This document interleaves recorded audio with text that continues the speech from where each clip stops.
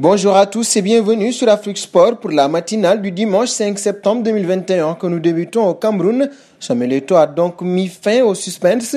L'ancien capitaine des Lions Indomptables va briguer la présidence de la Fédération camerounaise de football. Le meilleur buteur de l'histoire de la CAN l'a annoncé lors d'un entretien avec la télévision publique béninoise. Je serai candidat à la présidence de la FECAFOOT. Quand je m'engage dans quelque chose, c'est pour aller jusqu'au bout, a annoncé l'ex-capitaine des Lions Indomptables.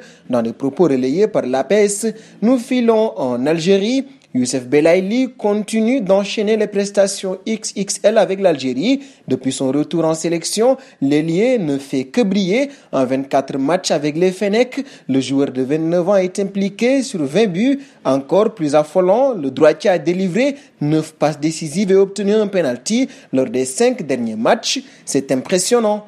Un pas auprès de Mohamed Salah, alors que Liverpool a fait comprendre à la Fédération égyptienne de football qu'il ne laissera pas Mohamed Salah jouer ses éliminatoires de la Coupe du Monde Qatar 2022. Le talisman des Pharaons a rejoint ses coéquipiers en vue de la rencontre décisive face au Gabon de Pierre-Emerick Aubameyang. En effet, la Fédération égyptienne informe que l'attaquant de Liverpool a rejoint le camp de base de l'équipe d'Égypte à Franceville où aura lieu Gabon-Égypte aujourd'hui pour le compte de la deuxième journée des éliminatoires de la Coupe du Monde 2022. Le double joueur africain de l'année a rejoint ses coéquipiers dans le pays d'Afrique centrale, pas considéré comme un risque par le Royaume-Uni. Il n'aura pas observé une période d'isolement à son retour, puisque le Gabon n'est pas sur la liste rouge Covid-19 du gouvernement britannique.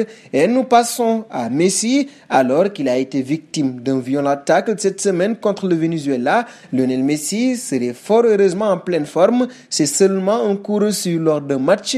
Il n'y aura pas de rapport médical à expliquer la sélection. Une tendance confirmée par le média argentin Olé qui indique que Lionel Messi marche parfaitement normalement et n'a qu'un petit pansement sur le genou. Le natif de Rosario aurait même effectué des exercices à l'entraînement sans la moindre difficulté. Et ce samedi, le sélectionneur de l'Argentine s'est à son tour montré rassurant dans une interview accordée au site internet de la fédération. Et de Messi, nous passons au Barça. Ansu Fati va enfin rejouer. 10 mois après sa grave blessure au genou, le prodige du FC Barcelone devrait faire son retour à la compétition contre Grenade le 19 septembre selon le quotidien Catalan Sport. L'occasion pour l'international espagnol d'arborer son nouveau numéro, le 10, récupéré après le départ de Lionel Messi au Paris Saint-Germain cet été. Et nous terminons avec un autre Catalan, Sergio Busquets.